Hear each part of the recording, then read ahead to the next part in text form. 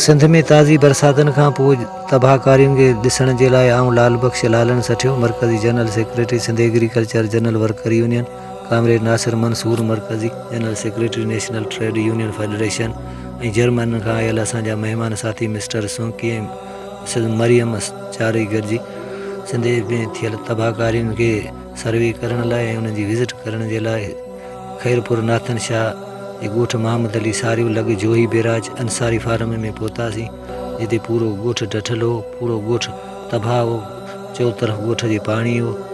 उनजी विज़िट कईसीं, पोइ उते जे माण्हुनि जा हाल अहवाल कयासीं ऐं माण्हुनि पोइ बि असांजी वॾी आदर भाव कयो, सिंध जी सकाफ़त अजर कयो, तोहफ़ा पाराया, चांहि पियारी ऐं पंहिंजा हाल अहवाल बि ॿुधाया।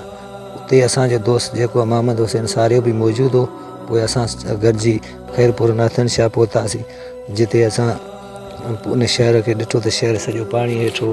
4 महीना गुज़री विया, अञा पाणी निकाल न थी सघियो।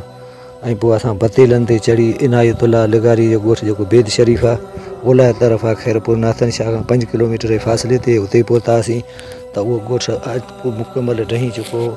चौपायो माल बि मरी चुको, का शइ घरनि में कोन बची, आबादियूं तबाह थी वियूं, उन्हनि जी खाइण पीअण हे हो सभु तबाह थी वियूं। माण्हू बतेलनि ते अचण वञण लॻा आहिनि। शहरनि में एॾी तबाही सिंध में थी आहे, ऐं उहा तबाही खे पंहिंजे वर्कर में असां महफ़ूज़ कंदे ऐं वापसि उतां निकितासीं खैरपुर नाथन शाह, जिते असांजी गाॾी बीठी। पोइ बतेलनि तां लहंदे गाॾीअ में चढ़ियासीं।